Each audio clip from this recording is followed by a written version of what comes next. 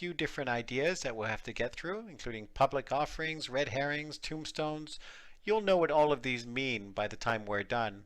Unfortunately, there's a lot of rules going on in this section. You'll just have to get used to the idea first, and that'll make memorizing the specific lists a little bit easier.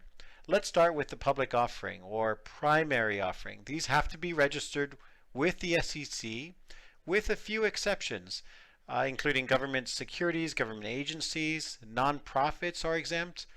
Corporate debt with a maturity of 270 days or less are also exempt. These are known as commercial paper and allow corporations to offer short-term financing inexpensively.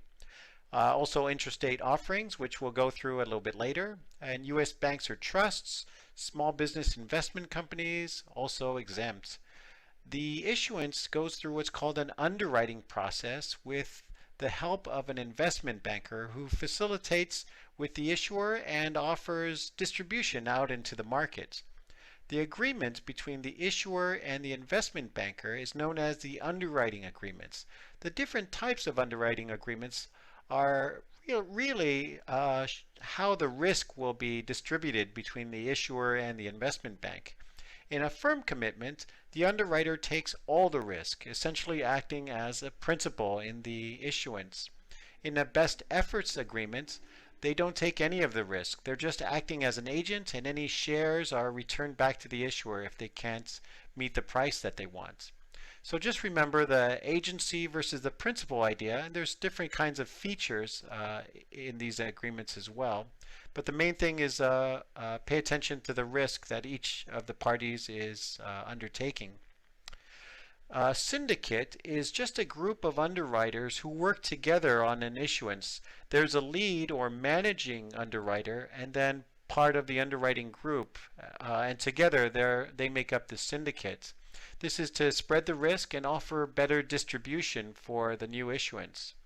The underwriting group can also contract with additional broker-dealers and who aren't part of the underwriting group, and those are the selling group.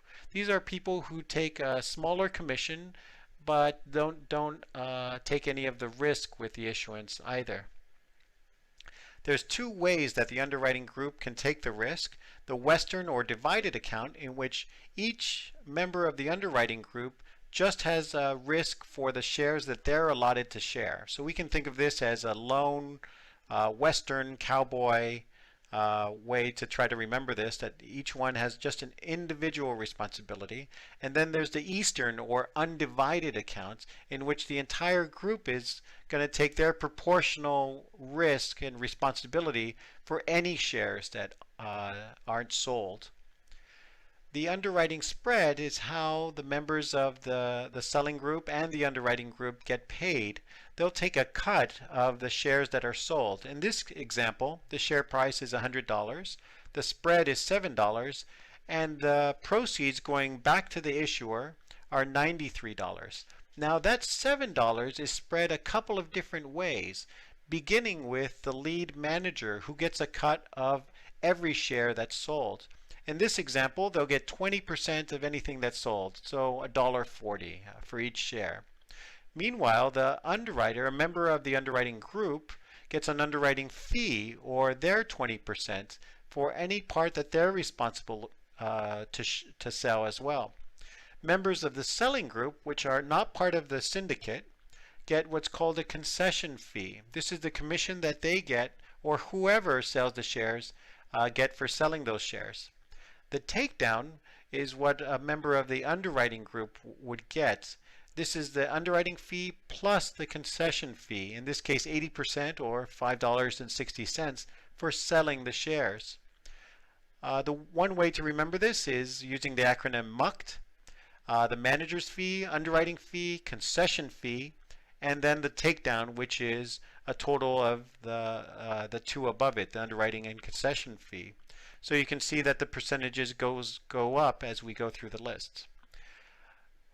There are certain rules in order to protect consumers and also to control the shares that are being issued.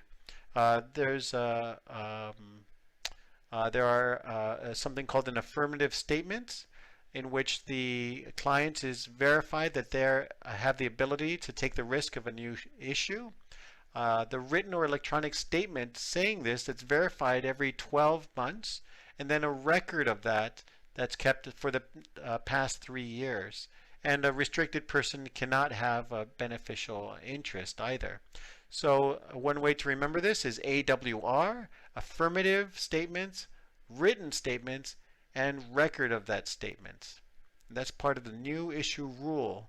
A restricted person is defined under the new issue rule as really anybody associated with the equity issuance, including members of their immediate family as well. This can be the accountants, lawyers working to advise on it, anybody with that's part of the member broker-dealer or investment banks, and members of their family as well, and including anybody that has a 10% or greater ownership of a broker-dealer is automatically a restricted person. So we can remember this as being all the associated people with the issuance, as well as 10% owners of broker-dealers. One other thing with new issue rules is that it exempts all debt offerings, secondary offerings, private offerings. We're just mainly focused here on new equity issuances. So we don't have to worry about REITs and mutual funds and other kinds of offerings. The registration statement is the form that's filed with the SEC to get approval for the issuance into the market for the IPO. This includes all the basic information about the firm, the issuer, the description of their business, bios about the directors and officers, disclosures of ownership for significant owners, 10% or more, and the underwriters and their holdings of the issuer as well.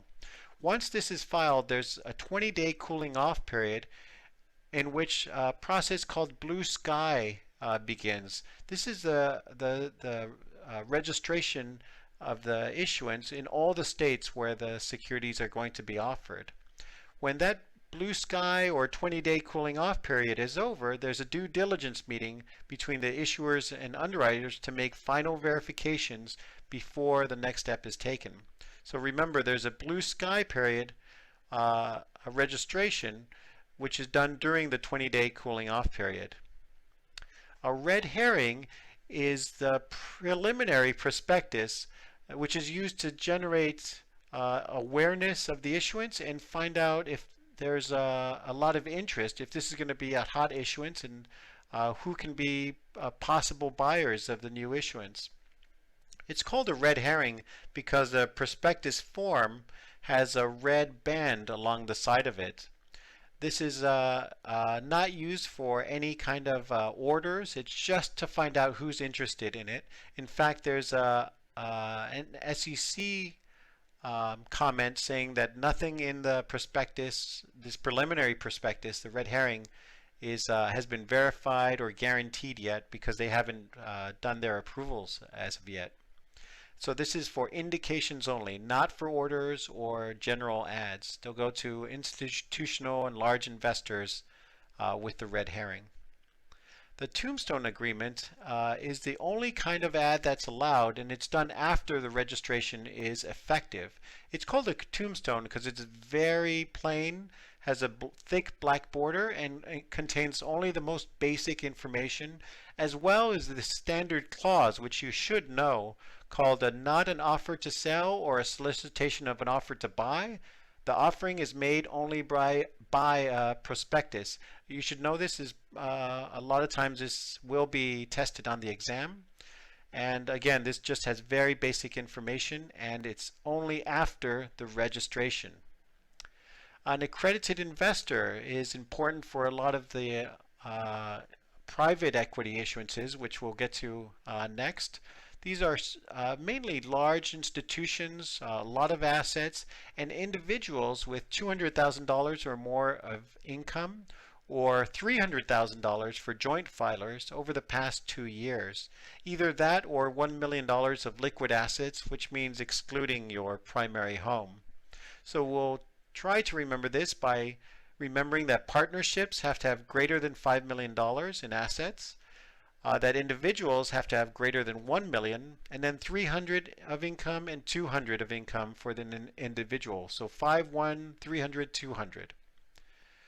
The SEC Rule 144 handles restricted, which means shares that have not been registered, private or companies that have not gone public, so they're private shares, or control stock. These are shares that are held by insiders in a company, so to control insider trading. So they have these types of holdings, these private shares and these insider shares have a lot of rules built around them. Now I won't go over all of these, but you should know these because they will be tested on the exam. Section, or I should say, Rule 144A is a different kind of exemption. This is for large institutions so that they can trade between themselves, and since they can bear a lot of risk and they don't have to register these shares and go through a lot of delay and cumbersome process when they're two very assumed to be sophisticated types of investors. So it eliminates the holding period, which would normally be the case for Rule 144 trades. QIB under Rule 144A is a qualified institutional buyer, which has $100 million or more of securities, not of their own company. It can be a domestic or foreign institution, but they do have to have audited financial statements. So this eliminates a lot of the delays that would occur if these large institutions had to register their private holdings and trade them between themselves. Rule 145 has to do with transfers of securities for certain types of transactions, mergers and consolidations. Now, the typical things like stock splits and reverse splits don't count. Those are normal type of corporate transactions. But these are still subject to the new holding periods, similar to Rule 144 restrictions. But shareholders who have public shares or registered shares are not affected by these restrictions at all. Finally, there's Rule 147. This is an exemption from registration for intrastate offerings. In this case, the issuer has 80% of their revenues, 80% of their assets, and will use 80% of the funds from the equity issuance within the states. In addition, all of the investors putting their money into this issuer have to have their principal residence within that same state. So if you meet all of these qualifications, you don't have to register with the SEC. And we can remember this easily with our 3 80s, 80 for revenues, assets, and funds used in the state. And remember that all investors have to be in that state as well. A non-resident can buy after the issuance has been held for 9 months. So those are the major rules with equity issuances. If you have any